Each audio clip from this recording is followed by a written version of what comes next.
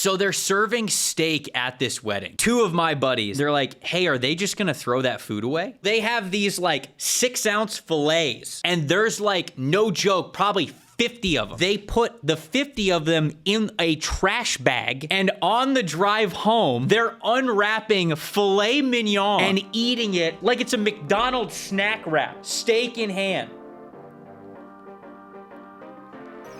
I respect it so much.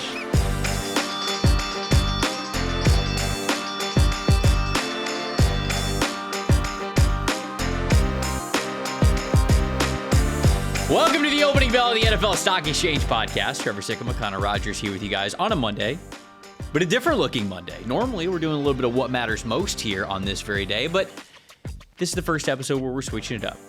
Power rankings, baby. We're feeding into the SEO machine. Please click the link. Our families are starving.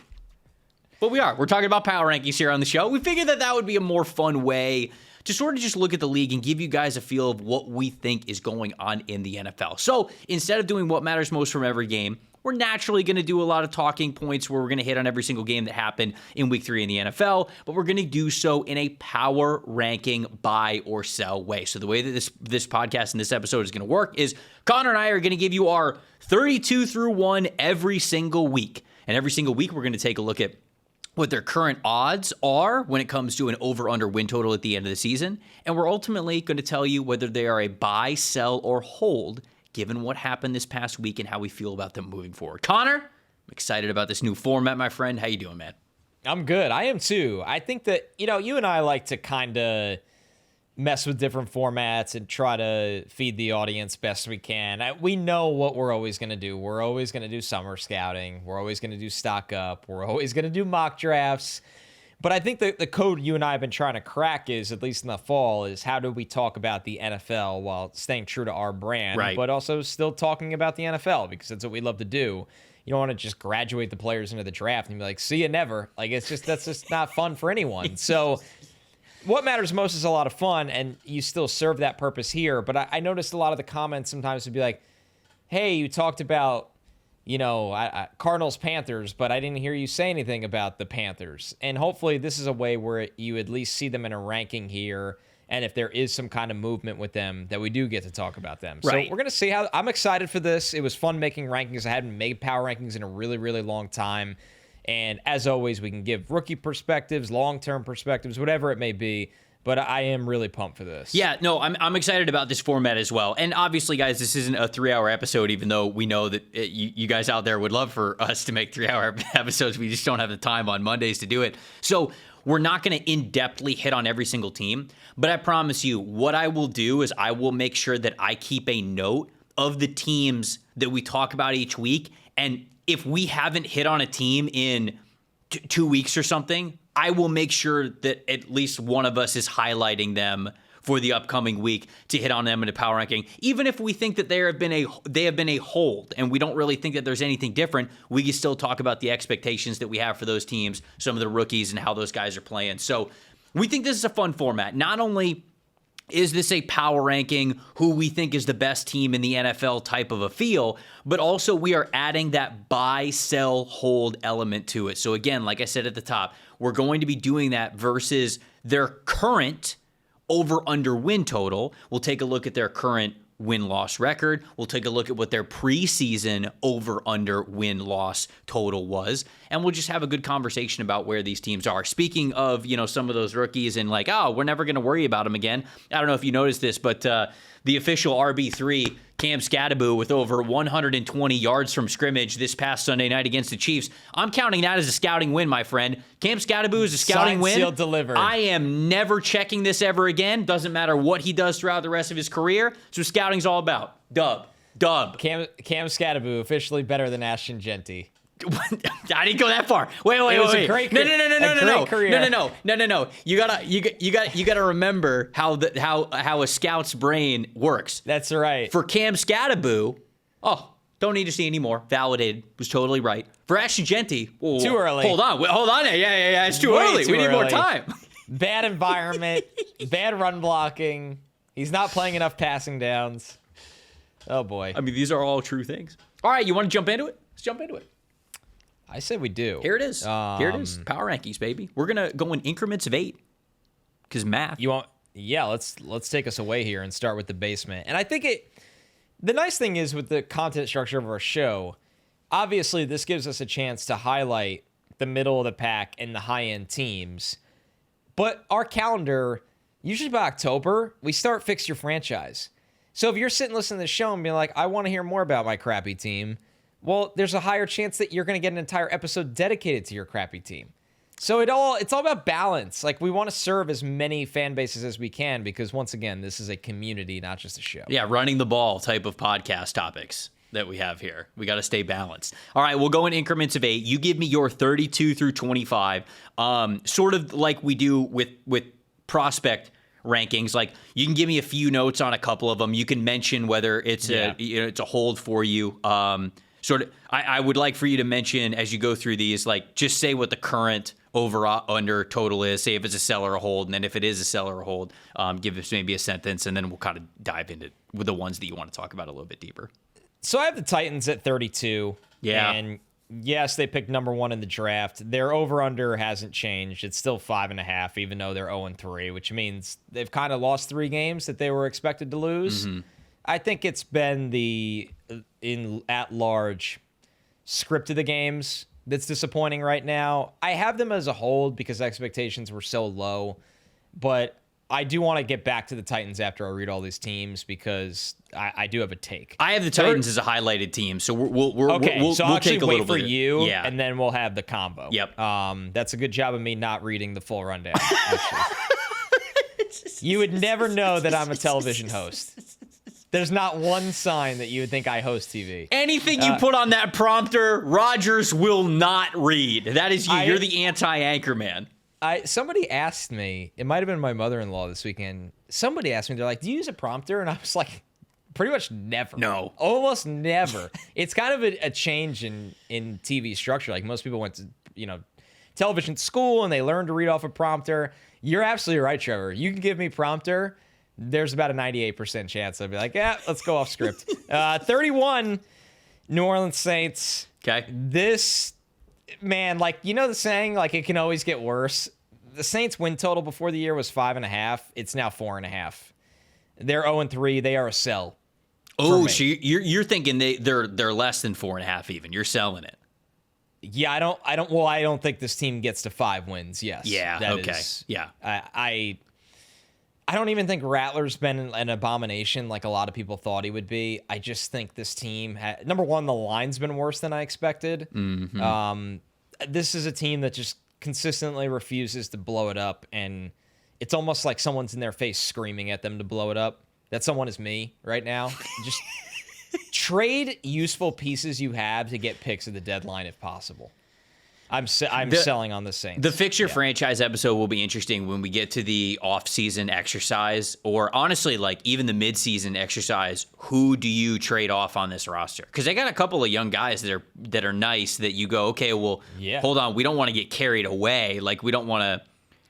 Like, Chris Olave is the one who comes to mind, right? Like, do you trade Olave because of the injury history that he has, what you could possibly get for him? But like, Olave's the stud. Chris Olave is a good player. Right. He's your best offensive player, but it's decision. Like, Garrett Wilson just got paid from that draft class, so it's kind of almost decision time. Yeah, which is tough to do with his history. I think the Saints will be a very early Fix Your Franchise, as you said, because their trade deadline is so fascinating. Yeah. And I would rather we get to give our opinion of what we would do at the trade deadline rather than waiting for it to happen. And right. We'll see what they do. Yeah, all right. But yeah, the Saints were a surprise sell from me. Okay.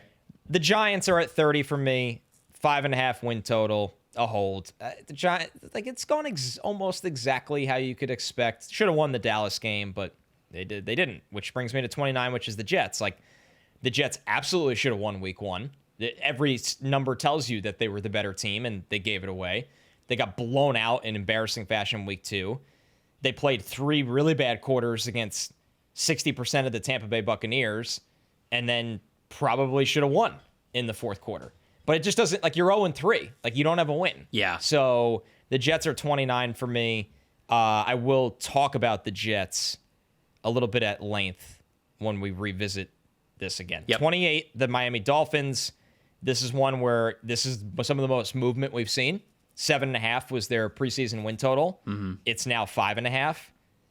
I'm selling just because now I think the Dolphins can win 6 or 7 games still, but I'm selling just because I don't think Mike McDaniel makes it through the season. Yeah. Yep. So the Dolphins are at 28. 27, the Panthers. The odd team that their win total was 6.5. It's gone down to 5.5, but they just upset the Falcons, who they were 5.5 point underdogs against. So Vegas has no effing clue what to do with the Carolina Panthers. Vegas thinks they stink. They think they're Falcons merchants, which they are. They do typically beat the Falcons. What was I saw a tweet that Bryce's win-loss record is terrible. He's 3-1 against the Falcons, but he's 3-1 against the Falcons. Yeah. Yeah. So this is a hold for me. Okay. The Vegas is saying the Panthers are bad. I kind of agree, but good job getting the win. Very good, very important for Dave Canales. 26, the Cleveland Browns, who were 4.5 before the season, 4.5 now. Even though they just beat a team that people think is the best team in the NFL, I wrote hold, but I want to say I'm slightly buying. And my talking point is Mason Graham was awesome in this game. He was good. That defensive line, they're monsters. Myles Garrett is a one-man show at times, but it's good to see him get some help. I thought the line played very well. I'll buy because I think the Browns win more than 4.5 games. I have them highlighted, so we'll talk about them later too. Yeah. Okay. And then my last one in this block is the New England Patriots, which this one, their over-under is still 8.5, which is what it was from the summer. I put a hold here, but I don't think the Patriots are winning 9 or 10 games. I don't think they've looked good. Unless Christian Gonzalez comes back and magically fixes everything on their defense, I think their offensive line is still bad. I think Drake May is been better lately, but this team, I think people just really kind of jumped ahead here with them. They won 4 games last year, and them winning 8 is fine this year, but I don't think they're the double-digit win team like a lot of people projected them to be. So yeah, just a hold. I think they are what Vegas is telling you they are, even though it felt like this was honestly the public's favorite over on the wins. And it always surprised me. I think, people loved the Patriots to win 9, 10, 11 games this year. Loved it. I think they are more of a coin flip of 8 wins kind of team. I'm with you. I think that it's a coin flip of winning 7, 8 games. I wouldn't. I would not take the over on this. So I'm a hold, but if I have to pick a side, I'm more on the sell side. So my 32 to 25 here. The Tennessee Titans are also 32 for me. Like you said, they are 0-3. Their current over/under is 5.5. I'm selling this team, and the reason why I am, I'll just dig into it. If you wanted to revisit this as well, you could jump in after. They are the most penalized team in the league through 3 weeks. They are near the bottom of the NFL in drops. They had a horrendous end of the second half sequence where they didn't really know what they were doing. They were sort of in field goal range, but not really, kind of settled for a 57-yard field goal, got a delay of game penalty coming out of a timeout, which turned it into a 62-yard field goal. They missed it, and then they gave the Colts an opportunity to get into field goal range, and the Colts kicked the field goal, and so they got 3 points out of it, all within 42 seconds of gameplay. It was just a disaster class. I don't think that Brian Callahan's going to get fired. I don't think he should survive this season. You don't? Man. No, survive the season. Let me reframe this. I don't think he should be coaching this team next season. I thought that was crazy before I looked all this stuff up. Oh, they've been now they tried out an embarrassing product. They've been bad, but the Titans roster is the worst in the NFL, in my opinion. Easily. I'd take the Saints roster over the Titans roster. Because the Saints still try to win. Let's not forget they spend money in the offseason. The Titans roster stinks. They've got veterans that they are paying on that team who are not good. Yes. I think that is the worst, and it's hard for me to hold Brian Callahan accountable for that with a horrendous roster, given the fact that he was hired for Cam Ward, right? The whole reason why you hired Brian Callahan, when you did, is for that franchise quarterback to get drafted and for him to be able to teach them because he was the offensive I thought it was for Will Levis, and that was a disaster. Well, I thought Will Levis was sort of I thought Will Levis was sort of like a almost like a risk-free bet. Yes, he wasn't going to get fired based on Will Levis's failures, but I don't know if, I guess he's kept on. He wasn't a one and done. He's kept on for Cam Ward's development. This team is just, they're undisciplined. They're so undisciplined. That's the problem. Is that I would have never, I would have not have agreed with you that he was going to be done after this year. But if you are the most penalized team in the NFL, if this keeps up and you have all of these mental errors, ownership might go, oh, okay, you're not ruining Cam Ward. We're going to get you out of here. So like the Bears did. Right. After 1 year with Caleb and Eberflus. Exactly. And Eberflus's bad choices on offensive staff. So, anyways, they're at 32 for me. Hey, everybody, hope you guys are enjoying the show. And if you are, do us a big favor. Double check to see if you're subscribed to the channel. Because I feel like I've read so many comments or replies of people who are saying, oh my gosh, I've watched so many of your videos. I didn't even realize that I wasn't subscribed. It's a free, easy way to support the show. And we would really appreciate it. Whether it's been college football, NFL football, or of course, NFL draft talk, you guys have built such an awesome community. And we would love for everybody out there to join by being a subscriber. It's a really cool way to also get involved in the show so we can make the content that you want so we can be the best NFL draft channel out there. Appreciate all you guys. Let's get back to it. I think the Jets are 31. I was surprised when I saw this, and I think everybody knows I'm the furthest thing from a homer. Like, if anything, I am brutally honest about the Jets doing their post-game show. Yeah. I'm very curious to hear you having them as the second worst team in the NFL. So I just have them as a hold, to be honest with you. And I just feel as though, like, giving away the game the way that they did against the Steelers and then the Buccaneers, not looking close at all whatsoever with Buffalo in week 2. Like, I just don't think that this team has the DNA of knowing how to win. Now, I still have them as a hold, and their over-under is 5.5. So it's more of... You want to see what they do, and let's be real. They have a Monday night game against Miami. Yes. They have the Cowboys at home, who might be without CD Lamb. The Broncos, who are just flat out better than them. I'm not going to sugarcoat any of that. They're at home against the Panthers. They are at the Jake Browning rendition of the Bengals, and then home against the Browns. I would say 5 of those 6 games, you in theory should be playing to the end to win. I agree with you. If you weren't in the Broncos game, I'd be like, yeah, Denver's a much better product than you. The other 5 games, if the Jets are not competitive in all 5 of those, then the Jets are in big trouble. Yeah. Yeah. I guess I'm more towards I think the Jets could genuinely be in like number 1 pick territory. I think the Jets have 8 really, really good players. And I think the rest of the roster is like not good. Yeah, I think that is absolutely a fair take. So I don't really believe in the DNA of the team. Even with, I feel like they should have beat the Steelers in week 1. And they could have beat the Bucs. I think that it's crazy that they were there at the end of the game. I think that's more of a Tampa thing, but hey, kudos to them for getting the blocked field goal and obviously turning the momentum as quickly as they did. But the Todd Bowles prevent shell. I've lived a lifetime of it.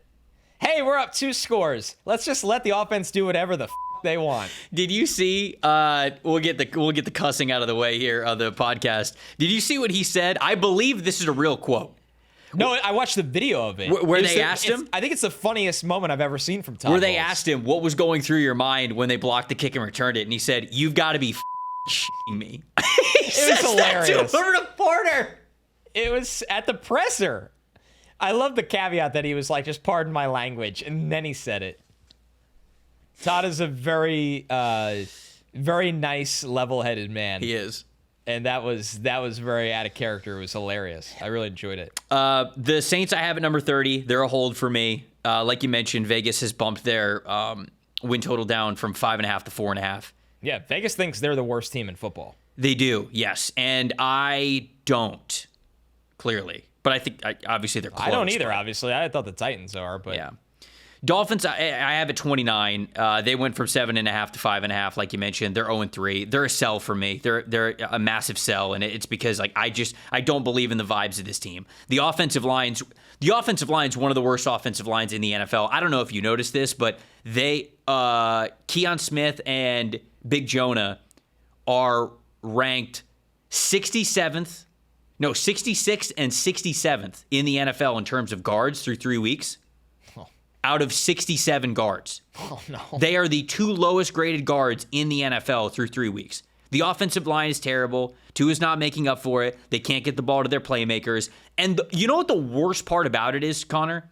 Their defensive line is getting beat like a drum. Which shouldn't be the case. No, that's why I'm saying that's the worst part. That's the most talented part of their team. They're finally healthy. They have Jalen Phillips. They have Bradley Chubb. They have Chop Robinson. They have Kenneth Grant. They have Jordan Phillips. They have Zach Seiler. They got dog walked by the Buffalo Bills. I feel like Kenneth Grant's been terrible. I haven't seen his games. I haven't watched any all 22 of them. Or definitely not good. Savanaia, Big Jonah has watching their games. Yeah, you can make an argument he's been the worst guard in football. It's tough. He's lost in pass pro. Giants, I have at 28. They're a hold for me at 5.5 wins. It really doesn't matter until Jackson Dart gets in the game. Carolina Panthers, I have at 27. 5.5 is where they're at. They're a hold for me. I don't know what to think of the Panthers. I think they're in for a really tough year, even with the win over the Falcons, which I'll talk a little bit more about the Falcons in a bit. Raiders, I have at 26. I think they're a sell team only because I think they're a sell team because they went up. I didn't realize this. Yeah. So they went from 6.5 as their over/under win total before the season. Now it's at 7.5. They are 1-2 on the year. I think there's way too much Pete Carroll baked into that because their defense is still really bad and their offensive line is much worse than it was last season.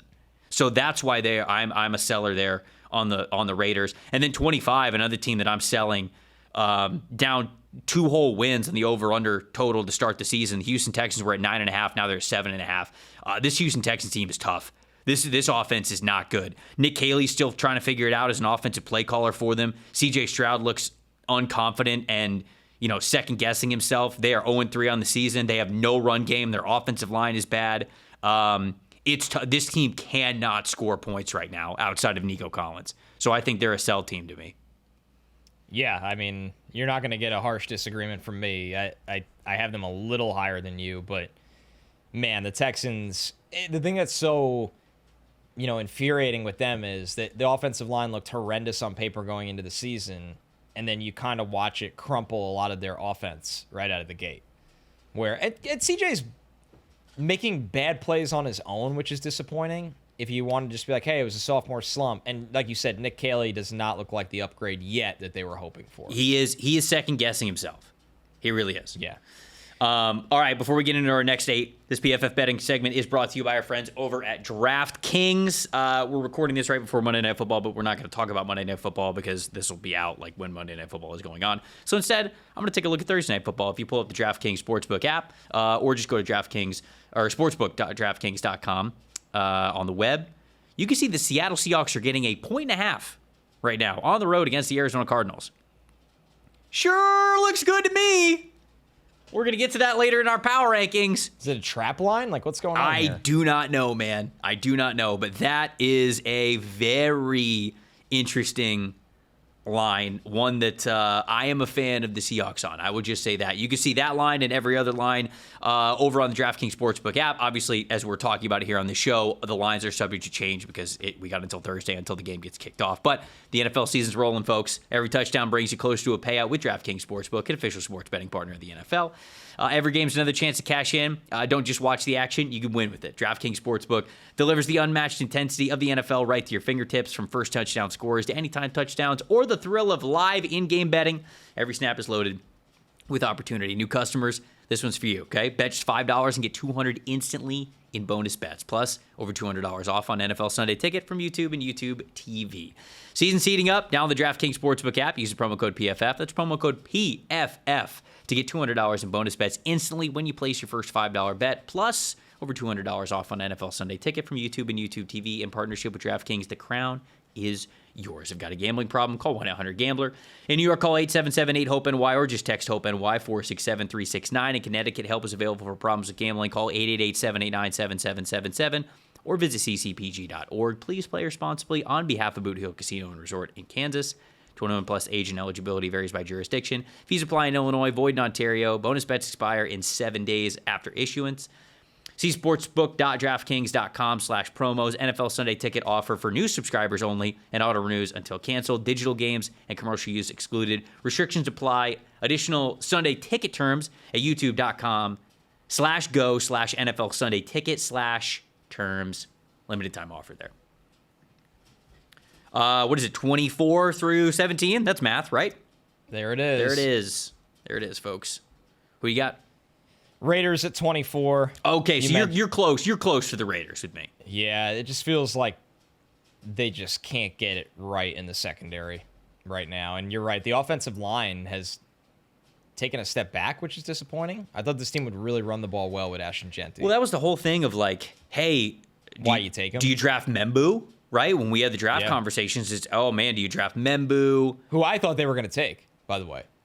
You thought they were going to take Genty on the last mock draft we did. And I was like, man, I think they're going to just take Membu. And I was wrong. Maybe they should have. And maybe they should have. It's a little early for that, but whatever. The Raiders right now, like you said, there's clearly Pete Carroll baked into this because their win total went up. The Bears, I have at 23. Okay. Their win total has gone down from 8.5 to 6.5. This is really like famous last words. I'm buying right now on the Bears. 6.5. I am with. I don't know. I do not know why we're now. Well, listen to this. Their next 6 are Raiders, Commanders, Saints, Ravens, Bengals, Giants. Why can't you try to at least go 500 or 4-2? In that stretch. I'll tell you why the thing I'm most confident in right now, Trevor, I think Caleb Williams and Rome Odunze look phenomenal. They do indeed. I'm with you. Like if you got to hang like your hat on something with the young quarterback, and I go out there I look at that team every Sunday or whatever night they play, and I'm like, I think Caleb and Rome Odunze are gonna get something done. So, dude, I'm with you. I'm buying this team. They're winning more than 6.5 games. Absolutely. Now, I predicted that they were going to make the playoffs, so I was a little more bullish on them anyways. Okay. The offense started out slow. The defense started out horrendous. So I can understand why Vegas wasn't happy about it. But they played really well against the Cowboys this past week. Their coverage played a lot better. And I'll tell you what, man. What impressed me most from that Cowboys-Bears game, I talked about this on the PFF NFL show, it was the immaculate drive in the third quarter, okay? Third quarter, 10:09 left in the third quarter, okay? So the second half kind of just started. The Cowboys got the ball. They didn't really do anything with it. Chicago's up 24-14. They proceed to go on a 19-play, 76-yard, 9-minute, 54-second drive that ended in a touchdown, converted on 4 third downs, 1 fourth down, which was the DJ Moore touchdown there at the very end. Caleb Williams had a 74.3 offensive grade on that drive. That is what you need to see. Good teams are capable of those drives against bad defenses. Right. The Bears, for as talented as they've been, have not been capable of coaching and executing a drive like that over the last couple of years, specifically with Caleb Williams. Now, not only are they capable of it, we saw it. Granted, Cowboys defense is bad. I get it. But to see that from the Chicago Bears is enough for me to know that it's in there. I am buying Chicago over 6.5 wins. 8.5, yeah, okay, like that would have been a hold. That was a little overzealous, that would have been a hold for me. Like if it's 8.5 right now, obviously they're sitting here at 1-2. They should be 2-1, but they're sitting here at 1-2. But that schedule that you just mentioned, brother, they could have 6 wins at the end of that schedule. 5 wins, 6 wins, they're 2 away. This team's winning more than 6.5 games. I'm buying the Chicago Bears. Yep, I'm with you all the way. All right, my next team is the Houston Texans. All right. which I have at 22. They have gone down from 9.5 to 7.5. Like you said, they are 0-3. At 7.5, I'm actually holding. Okay. I think that I believe in the defense with D'Amico, and you just hope that a new offensive system, it gets a little better. I don't know if they have the personnel outside of Nico Collins for it to get that much better, but I don't think they're as bad as they've been. I didn't pick them to win that division this year. So I was never easily. I was never as high on them as over 9.5. That was a little rich, but there's a lot of season left. 21, the Cincinnati Bengals, who have gone down, not shocking because of Joe Burrow's injury, from 9.5 to 7.5. I'll get back to them in a second. 20, the Dallas Cowboys, they've stayed at 7.5. The Pittsburgh Steelers at 19, they've stayed at 8.5. The Atlanta Falcons at 18, they have gone up. They were 7.5. Now they're up to 8.5. As bad as they looked last week. The Vegas is just not taking into account anything from that game. And then 17, the Jacksonville Jaguars have gone up from 7.5 to 8.5. That is who I picked to win that division. Back to the Bengals. I just think we're getting to a witching hour, Trevor, where this short-term schedule could kind of kill them early. That's why I'm selling. Okay. Right? Like I was really worried about the Vikings game because of Brian Flores against Jake Browning, and I don't think Browning and the offense are as bad as they showed in that game. But then you travel to Denver, then you play Detroit, and then you travel to Green Bay. It's just, and it's not one of those things where you just blame it all on Browning, but they can't run the ball. Chase Brown is averaging 2 yards a carry. They don't consistently get the ball to T. Higgins. It feels like nobody can get the ball to T. Higgins if it's not Joe Burrow. Right. They aren't stout defensively.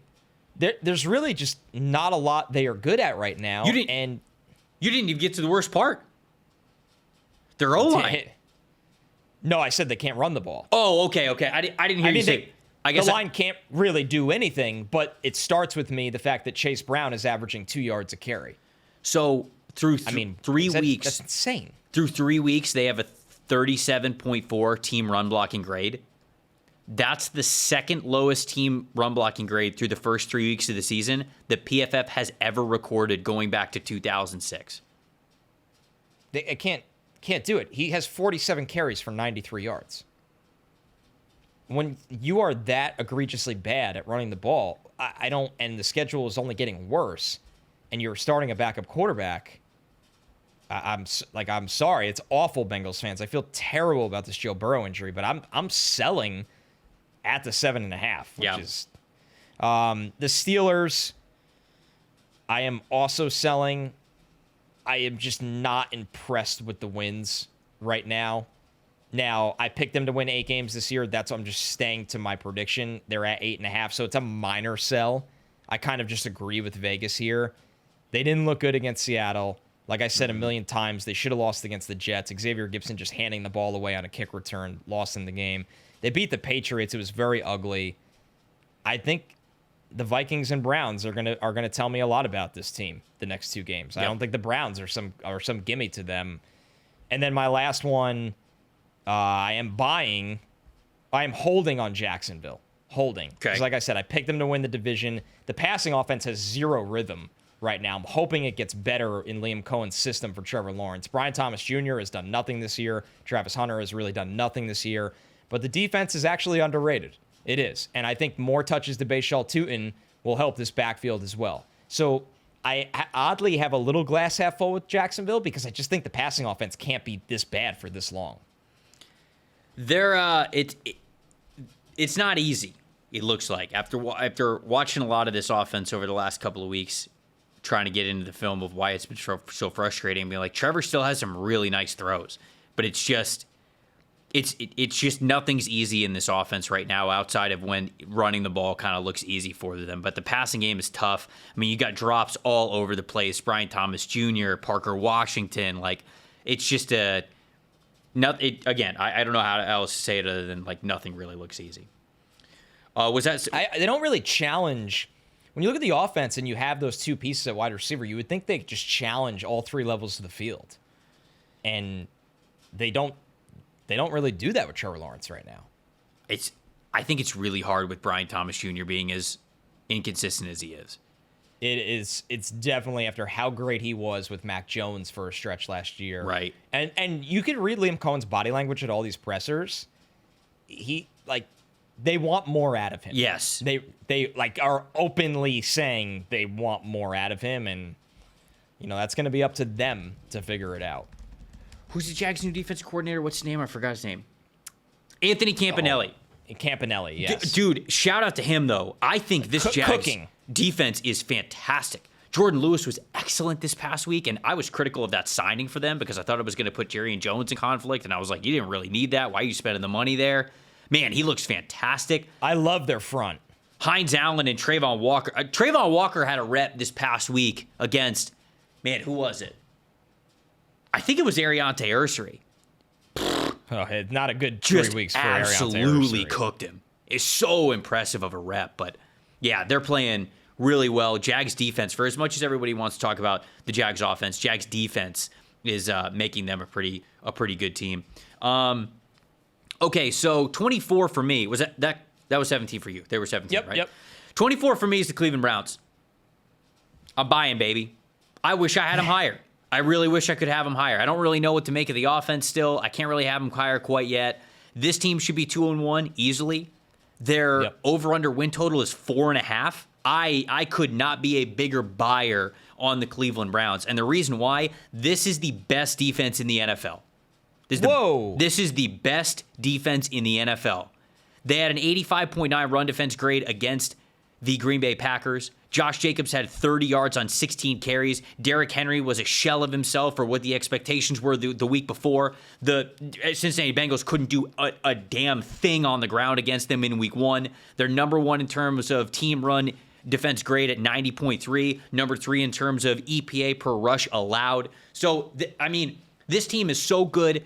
Shelby Harris is playing good. Malik Collins is playing good. Mason Graham is playing well. Isaiah McGuire, obviously Myles Garrett. Carson Schwessinger is playing so well. But it's the secondary guys, too. The corners, the safeties, they're all flying up and they're playing incredible. I think this is the best defense in the NFL. I really do. So, excuse me, even though I don't really know what to think of the offense, they're still figuring it out. I don't love their offensive line. 4.5. This is the biggest. Anybody who watches Mad Money from like CNBC, I'm Jim Cramer like slamming the buy button. This is my biggest buy of any team. 4.5 is way too low, especially with a 2-time Coach of the Year in Kevin Stefanski. He gets coaching no them. respect. Yeah. So this might be. I mean, it's the Browns we're talking about, and we both were hard buying. Yes. So credit to I have him at 26, and that's probably looking at it a mistake. I wish I could have them higher. I have them at 24. Yeah. I don't have them that much higher, but I'll tell you what my biggest fear is right now. It's not a fear in terms of the future of the team. It's a fear of the win total. There is gonna become a point this season where they give Dylan Gabriel a look, and I just wonder what the offense. Like, I think Flacco. I know he's not great, but Flacco does enough. And you're not guaranteed that floor with Gabriel or Shedeur. Yeah, but the problem is, what'd they score? What was it, like 16 against the Bengals? Wasn't it like 10 against the Ravens, and now it's 13? It's not like they're scoring points with Flacco. There's always worse. Says a man who watched Tim Boyle start for his team. It's like spoken like a man who has PTSD. Yeah. Vietnam dog flashbacks every time we talk about this desk, holding my head.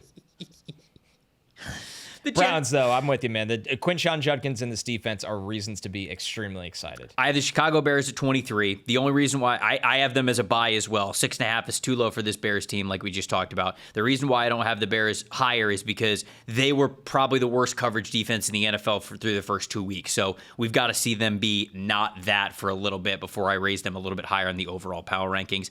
Patriots I have at 22. They are 2-1 in this season if they don't just absolutely choke that game away to the Steelers. They beat themselves about as bad as you can. They beat the Patriots in total yards, time of possession, offensive plays, everything. They dominated that game. The Steelers they beat. Yes, what did I say? So, you said they beat the Patriots, but they did. The Patriots did beat the Patriots. So they did. You're not wrong. Yeah, Isn't it wild? We've had the same convo about both Steelers wins.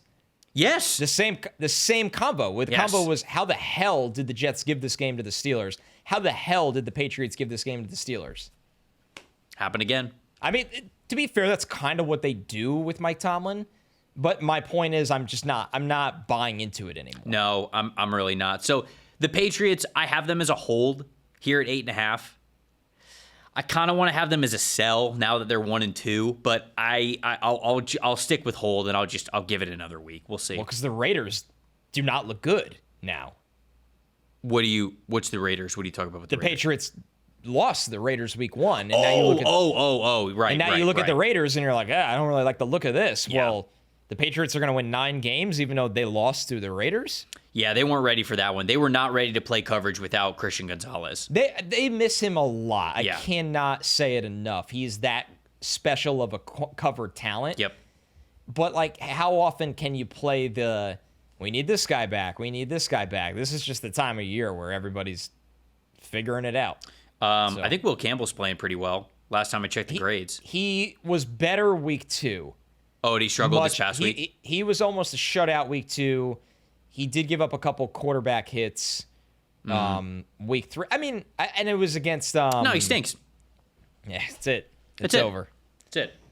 It's over. Yeah. People said he should be kicking inside a guard. No, he should be guarding... He should be guarding a Best Buy as a security. Oh, man. He had to do it. Oh, man. Everybody knows how much this podcast loves Will Campbell, so everybody calm down. Nick Herbig got him pretty good, but it's going to happen. I have the Pittsburgh Steelers at number 21. Speaking of. I have them as a hold at 8.5. Jacksonville Jaguars, I have them as a hold at number 20 at 8.5 as well. Dallas Cowboys, I have as a hold at 7.5 or 7.5. Sorry, excuse me, their win total there. I think Dak has played very, very well through the first 2 games of the season. This past game was not great for them. Now they don't have CeeDee Lamb. Interested to see if their defense is any better this next week, but Dallas could be a team that... The only reason I have them in the top 20, honestly, is Dak, because Dak played so good in those first 2 games. So I have a lot of faith in him when he's playing really well, but if they struggle as a team again, I might have them lower next week. Falcons, I have at number 18 here.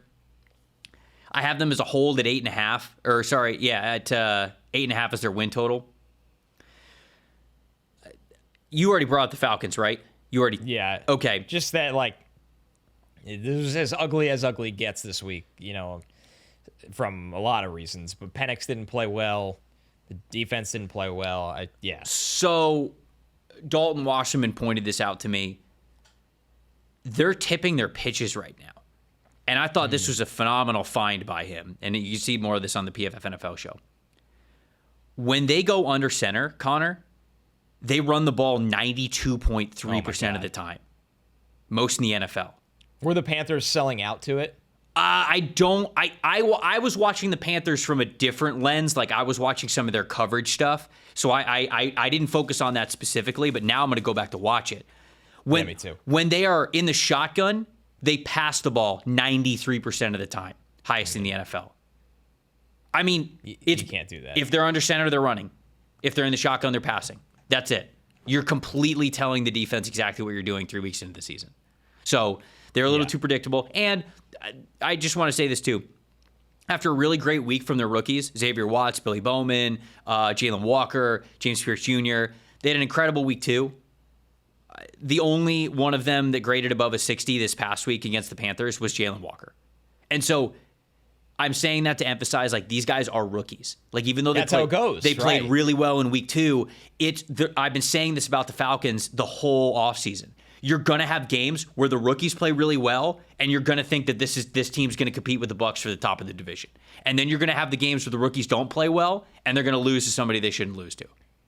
So that's why I got them at 18. So they're a hold for me at 8.5. And then I have the Bengals at number 17. I think they're a sell at 7.5, that win total. I still think we're judging them a little too harshly on a game that got out of their control really early in Minnesota. I still think they could be better than that. I still think Jake Browning can give you much better than that. But this is another team that I kind of have them at 17 because I want to see a little bit more. I want to see them play a real game and not one that just gets away from them really quickly. But I am worried about the Bengals. I think they could be a lot lower over the next couple of weeks, depending on what happens there. I think it goes back to our first point about them. They cannot run the football. Yeah, tough. And it's just so hard to, like you were saying, it's like the worst in the last 5 years, I believe. It's just hard to function that way. You don't have to be top 10. You don't have to be top 20. Say the Bengals were like the 23rd best run team in the NFL. You'd be like, I don't like this, but... And that's why I got to think that it can't just be catastrophic the whole season. Yeah, right, where like they've reached the basement and now there's only one direction. So maybe I'm just holding on to too much hope, but I still think that there's potency in this offense. All right, we're getting to our top half of our power ranking here. Before we do that, though, hiring, man, there's so many variables with it. Sometimes you're waiting for an amount of resumes to get in after you post a job posting. Maybe you're looking for the right candidates, right? Like whatever it is. The future of hiring now looks much brighter because ZipRecruiter's latest tools and features help speed up the finding those right people for those roles so you save valuable time. Now, you can try ZipRecruiter for free at ZipRecruiter.com/audio. Whether sometimes I think you send out like, oh, here's the qualifications that we need for this job. Here's the things that you need to be able to do. Well, you're not just trying to find the person that can do all of those things. You're trying to find the person that can do all those things and then more. Grow. Somebody who is going to be a part of your business culture and somebody who's going to be able to help out and help take your company to new heights, honestly. With ZipRecruiter's new advances, you can easily find and connect with qualified candidates in minutes. See a candidate that you're really interested in, you can unlock their contact info instantly. Over 320K new resumes added to ZipRecruiter monthly, which means you can reach more potential hires and fill those roles sooner. No wonder ZipRecruiter is the #1 rated hiring site based on G2 at ZipRecruiter.com/audio. Use ZipRecruiter and save time hiring. 4 out of 5 employers who post on ZipRecruiter get a quality candidate within the first day. And if you go to ZipRecruiter.com/audio right now, you can try it for free. Again, that's ZipRecruiter.com/audio. ZipRecruiter, the smartest way to hire. Out here smashing an Uncrustable during the ad read. Just my move. Just a Mondays, man. I mean, it's just a veteran move. Thank you. Veteran Thank move. you. You got to have one on hand because these Saturdays and Mondays, I get to eat, got to function. Yeah, I was gonna say, how is your Saturday when it comes to eating? You know what? So Big Ten, we're really fortunate that they know it's a longer day for everyone else because I usually do the nighttime pregame. We have a doubleheader this weekend, so I'll do 2 pregames. Who's this weekend? Isn't this weekend slate like crazy? It's nuts. We have Indiana, Iowa as our like mid-afternoon kind of game. And then, of course, the big dog for Big Ten Saturday night, Oregon at the Whiteout. Penn State. Yeah, so like this is a big one. But they feed us really, really well when we're off the air during the games. So that's not a problem at all. Do you go full Paul Bissonnette strategy where you're eating steak twice Whenever a day they on have Saturday? steak, I absolutely crush it. Yeah, But you do. They wisely don't give us steak every Saturday, so I don't develop gout. Yes. I'm gonna tell this story really quick before we get back to the top half of the power rankings here. So I went to a wedding for 2 of my very good friends. Oh, this must have been in 2011, so a long time ago. So 2 of my buddies that I did not drive with, they were driving to the wedding, and it was like an 8-9 hour drive. They're meatheads. They're gym dudes. One of them is like 245 pounds and can close grip bench 545. Like if that just like lets you know like how big this dude is. That's called anabolic They're reading Arnold's Encyclopedia of Lifting on the way to the wedding. So they're serving steak at this wedding, but it's like buffet style. So it's not per. So obviously like everybody eats all this stuff. They start putting away the food that is left over. And they go up to the bride and they're like, hey, are they just going to throw that food away? And she's like, I don't know, probably. And he's like, would you mind if we asked if we could have some of the food if they're just going to throw it away? She's like, I don't care. You know, she's like, she had just gotten married. She doesn't care. Like she doesn't have a care in the world. It's all paid for. It's done. Like I'm not thinking about it. So they have these like 6-ounce fillets, okay? Filet steaks wrapped in tin foil. And there's like, no joke, probably 50 of them. They go up to the catering company and they go, hey, can we have the steaks? And they're like, yeah, sure. We're just going to throw them away. They put the 50 of them in a trash bag. Oh, my God. And on the drive home, like you would grab a stick of beef jerky, they're unwrapping filet mignon. This is ridiculous. And eating it like it's a McDonald's snack wrap. Like it's a Slim Jim. 100%. They're Dom Mazzetti from Fast and Furious, just hand on the wheel. Yep. Steak in hand. I respect it so much. But man, it's such a wild move. Like, I thought they were going to bag it all up and put it in their fridge when they got home. Nope. Not just eat them like chicken nuggets in the car. Nope, eating them like chicken nuggets in the car. Man, and that's how you close grip bench 530, folks. Yep, that's how you do it. You want to close grip bench with the big dogs, well, you got to take all the wedding steaks and eat them in the car on the way home. All right, 16 through 9. 16, the Arizona Cardinals win total has actually gone up to 9.5, and for that reason, I am selling. We'll get back to them. We'll have a conversation. For that reason, I'm out. And for that reason, I'm out. 15, the Minnesota Vikings, they have stayed at 8.5. They're a tough one because I am so impressed with this coaching staff and what Brian Flores can do and how Kevin O'Connell can make life easy on the quarterbacks. I just think there's a J.J. McCarthy gap of where he's at compared to where the rest of the team is at.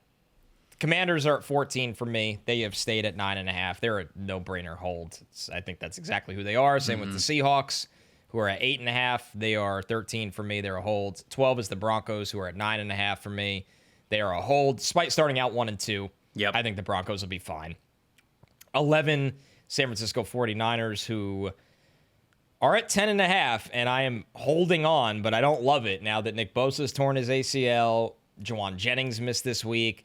It's just something new on the injury front with it. Like, is Christian McCaffrey going to stay healthy? The Niners are going through absolute hell with injuries right now, but the schedule's really light, and Kyle Shanahan's a hell of a coach, and Robert Saleh being back on the defensive staff is going to help a lot, and Fred Warner's playing out of his mind.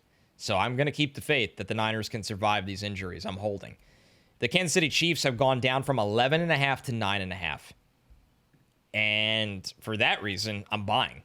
Oh. You're telling me, Pat, I get it. Everything looks not very fun right now. Like, there's nothing when you watch the Chiefs that goes, I want more of this. And it just doesn't matter. They're going to get Rashee Rice back. I think they're going to make a move for a receiver. Mm-hmm. The offense is going to look normal when Xavier Worthy and Rashee Rice and that receiver they make a move for, in my opinion, is on the field. Mahomes is running more. Spags has still got it as a defensive coordinator. Don't look at this as this conversation is, do I think the Chiefs are a Super Bowl contender? That's not the combo. The combo is they've gone from 11.5 win total to 9.5. I need the Kansas City Chiefs, led by Patrick Mahomes and Andy Reid, in that defense to get to 10 wins as a buy. I'm taking it. I'm taking it. Final one, the Indianapolis Colts are at 9. They've gone from 7.5 to 8.5. Mm-hmm. I'll hold with the Colts. Okay. Hell of a job by Shane Steichen and Daniel Jones and the offensive line so far, and really all the skill talent, Jonathan Taylor and Michael Pittman and Tyler Warren. I just want to keep riding the wave and see. I don't want to dip both feet in the water right now. 16 for me is the Arizona Cardinals as well. We are both at 16 with the Cardinals. You're like you said, their win total has gone up to 9.5. This is a sell team for me. And it's simply for the fact that I cannot trust this team.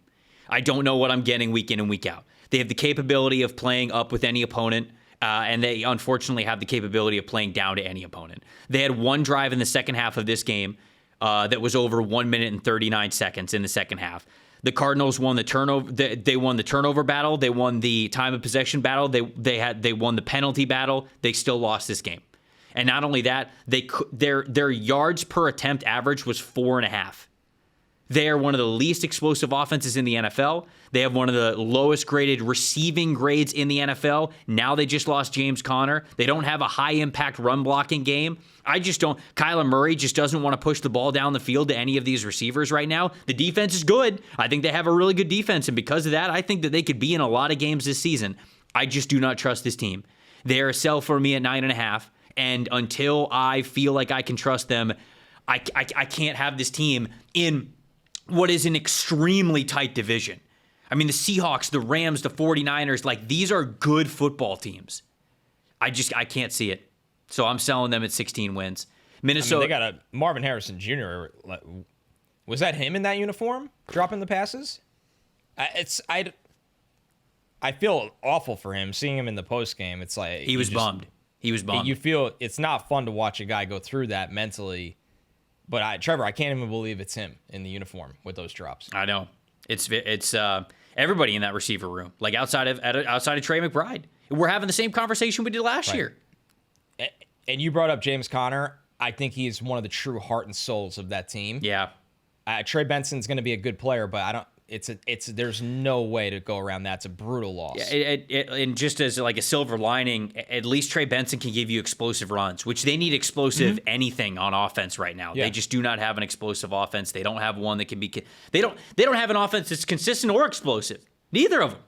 I mean, again, they almost lost the Panthers last week when they were at home, and the Panthers are coming back, and they look terrible. They were up 20-3 at the half. I just can't. I cannot trust. I cannot trust their them second halves are just like, what goes on? Maybe they're eating Uncrustables. I don't know. So, listen to this. Yeah, and I'm still functioning. I didn't come out of the Uncrustable half and just laid an egg on the pod. Still trying to give you guys some content. The Cardinals in the second half against the Saints scored 3 points. The Cardinals in the second half against the Panthers scored 7 points. The Cardinals in the second half against the Niners scored 12 points, but they lost the game. It's just not good. I can't great. trust the team. Just can't trust them. Minnesota Vikings, I have them at 15 as well. They're a hold for me here at 8.5 wins. I trust the coaching staff too much. I don't really want to move on this one. That's a fair take. That's a fair take. The Seahawks are at 14. They're at 8.5 as well. They started the season at 8.5. They're at 8.5 now. They're 2-1. They could very well be 3-0 because they were marching down the field, and then an unbelievable job by Nick Bosa to sack, fumble Sam Darnold with his own right tackle, Abe Lucas, which man sucks about Nick Bosa tearing his ACL. I mean, that's it's kind of the engine to the solid defense. The 49ers, man, it's just brutal. It's just brutal. I'm slowly starting to believe in Seattle. I have them as a buy. I have them as a buy. You have them as a buy? I have them as a hold, but it's the closest to a buy from a hold. Like next week could very easily be a buy. I'm buying this team. I think the secondary is a little more up and down than I think.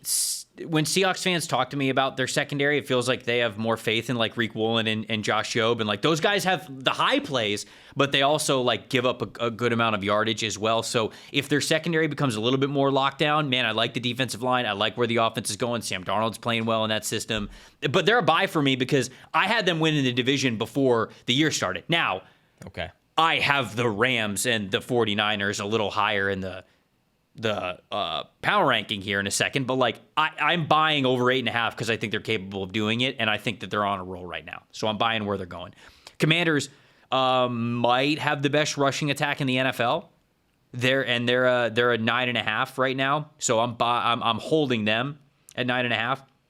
Denver Broncos, they're 1-2. They're a 9.5 as well. I'm holding on them for now, although I'm starting to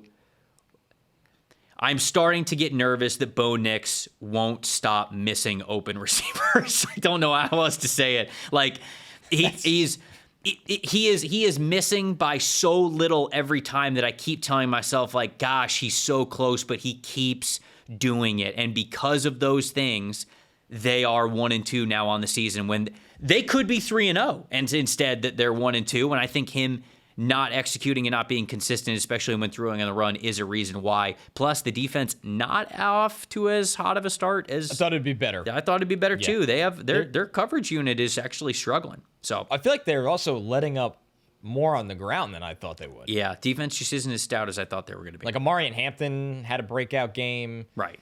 The week before that, Jonathan Taylor went nuclear. It's like, you guys, I think this unit's better than this. Maybe they just need a little time. Chiefs, I have at 11. 9.5 is the current over-under. I'm holding 9.5.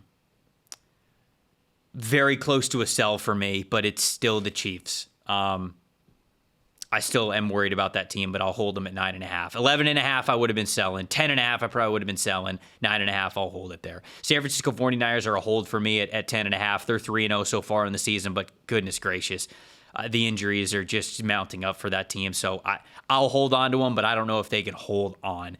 Indianapolis Colts, 8.5. Outside of the Cleveland Browns, this is the second easiest buy for me. Here with the Colts. They are already 3-0. You're telling me they only have to win 6 more games to achieve over 8.5? Connor, this is the, I believe, number 1 offense, if not the number 2 offense in the NFL in terms of EPA per play. They have punted once. They have such a great understanding of what works on the offensive side of the ball. The offensive line is playing well. Jonathan Taylor's been a monster. Daniel Jones is fantastic. And the defense is good enough, to be honest with you. They are good enough right now. And I think that in a weak division, the Colts can absolutely win 9 games, especially with the 3-0 start. That's a good point. So then, yeah, I've got them. I have them at number 9. Yeah, the division's a really good point. Back to the Niners real quick, because I did say, like, how long can they survive this? There's going to be a point in the middle of this season where George Kittle and Brandon Ayuk are back in that offense with Brock Purdy. So maybe it gives them the shot in the arm. Right. That it's like, okay, Ricky Pearsall showed that he can hold the offense when these guys are down. Juwan Jennings, when healthy, is a really good player. We're going to need Brandon Ayuk time to get up to speed. George Kittle's an incredible talent at tight end, both in line and as a receiving tight end. So maybe the fact that they're 3-0 right now, the glass half full is through all these injuries is like, well, you're not getting Nick Bosa back, but man, you got through a pretty tough spot. This offense might be humming the last 30% of the season. Could be.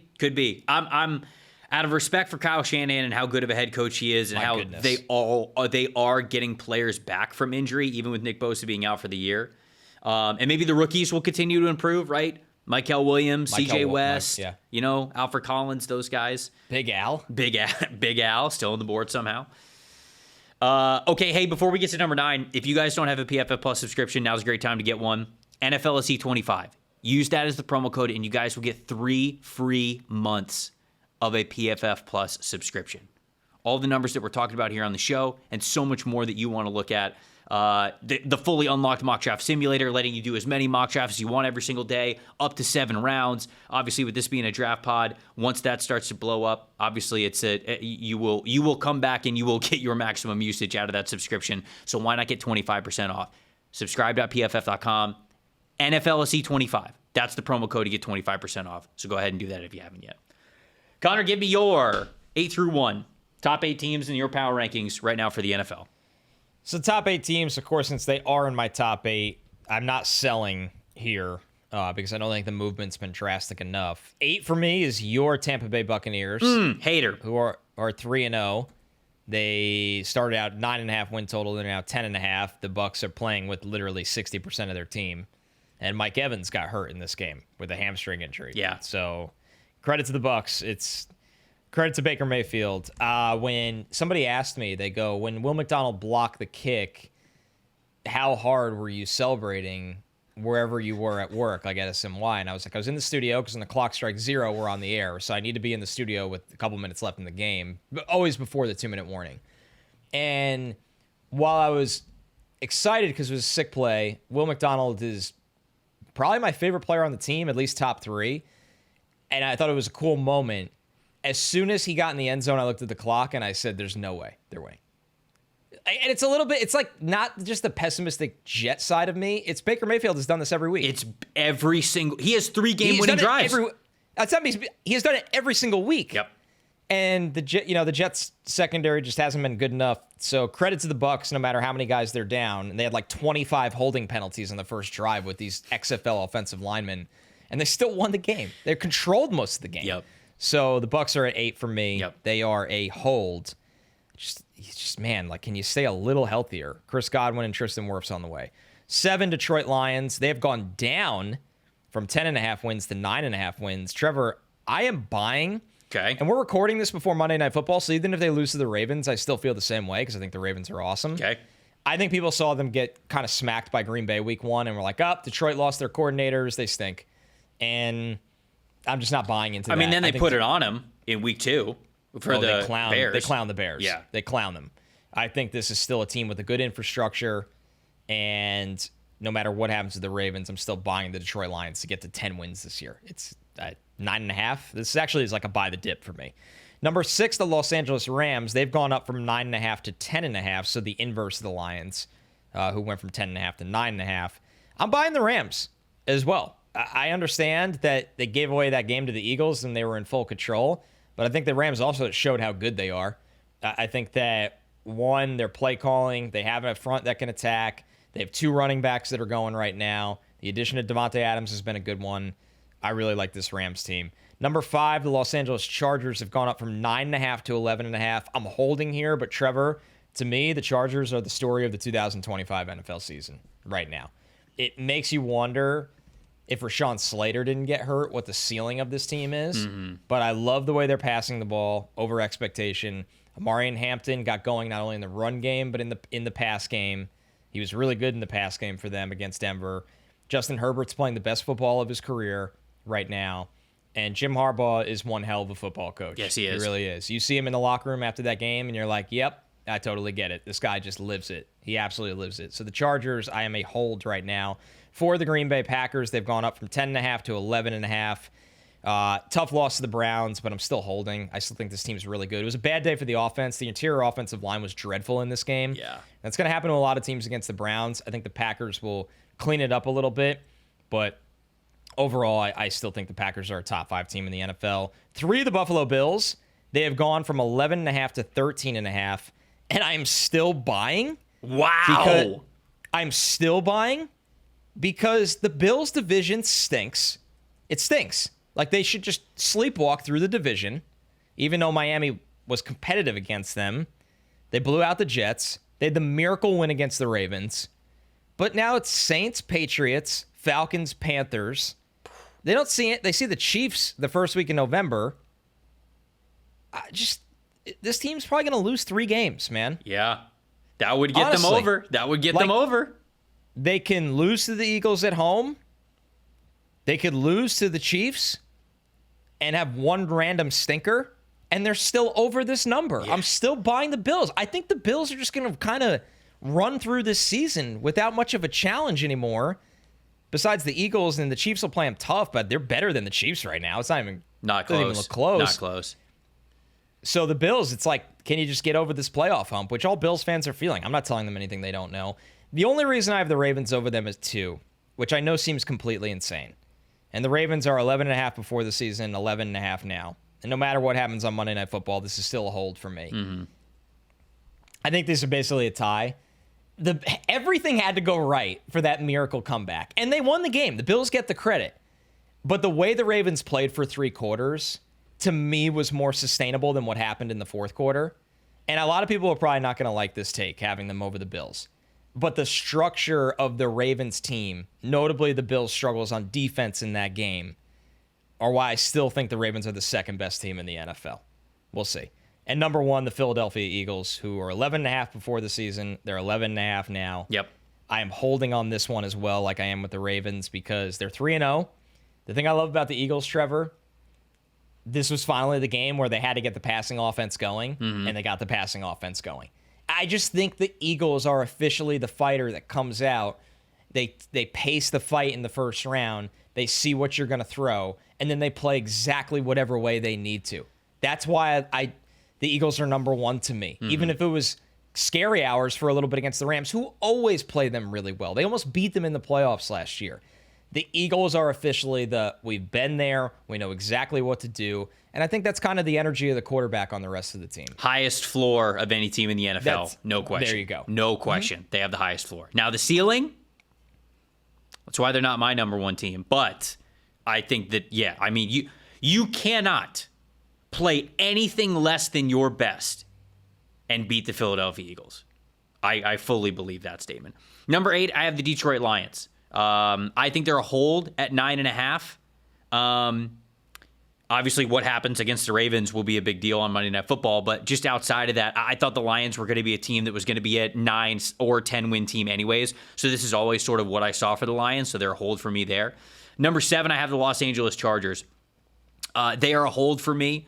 I like the number at 11.5. I would maybe go like 11. I feel good about that, but like 11 and 12 is basically where I would be with the Los Angeles Chargers, who are 3-0 here. Fun fact about the Chargers: they have the third least amount of penalties in the NFL through 3 weeks. And they have the least amount of negatively graded plays. They only have 187 negatively graded plays in the NFL. They play so good. Their defense is so fantastically structured. They play deep coverage, too high shells. They play cap coverage, so you have to attack underneath. And they have a Defensive Player of the Year candidate in Derwin James playing in the middle of that defense. It is all coming together so perfectly. I don't know how long Khalil Mack is out, but when he gets back out there, their pass rush is really nice. It's not the best, but it's nice. Herbert is playing so damn efficient. The O-line is playing good enough without Rashawn Slater. Quentin Johnston's playing a little bit better as well. And Jim Harbaugh is a hell of a football coach. So I think the Chargers are another team with a very, very high floor because of how disciplined they are and how they do not beat themselves. They certainly have not through the first 3 weeks. I have the Rams at number 6, despite losing to the Philadelphia Eagles. I thought it was the second time where they could have beaten the Eagles in Philadelphia. This one, outside of 2 blocked field goals, they probably do. And with the Rams sitting at 10.5 at 10.5 as their over/under, I am buying this team. Connor, they had 6 straight drives where the Eagles had 3 or less plays. 6 straight drives. We're talking about the Rams defense. I'm not talking about Matthew Stafford. I'm not talking about Puka Nacua. I'm not talking about Devontae Adams or Kyron Williams or the offensive line, whatever. I'm not talking about the Sean McVay, the potent. I'm not talking about the offensive side. I'm talking about how they held the Eagles to 3 or less plays on 6 straight drives. They are a wagon of a football team. I don't care that they lost to the Eagles. They are right there at number 6, in my opinion. Could have had them number 5 or really flip back and forth between them and the Tampa Bay Buccaneers, but I'll go ahead and give them the hometown discount there. The Buccaneers are 3-0. They have the extra win over the Rams. I have them as a hold at 10.5 wins right now. Yes, they are getting healthier. The cavalry is coming. They're 3-0, and I think that they are missing as many starters as they might the entire season at this point in time, and they're still undefeated. Baker Mayfield's playing at an unbelievably high level. The defense is playing very, very well, and like I said, they're going to get a little bit healthier. They have a stretch. The Bucs' schedule upcoming is rough, and I thought about making them a buy at 10.5, but they have next week, they host the Eagles, then they're in Seattle, host the Niners, in Detroit, in New Orleans, against the Patriots, then to the Bills, then to the Rams. That's what we call a first-place schedule, folks. That is a first-place schedule, so we'll see where they end up being, but I have them right there in my top 5. Baltimore Ravens, I have at number 4. A couple of these are basically coin flips. If the Ravens, I really want to see the Ravens win this game.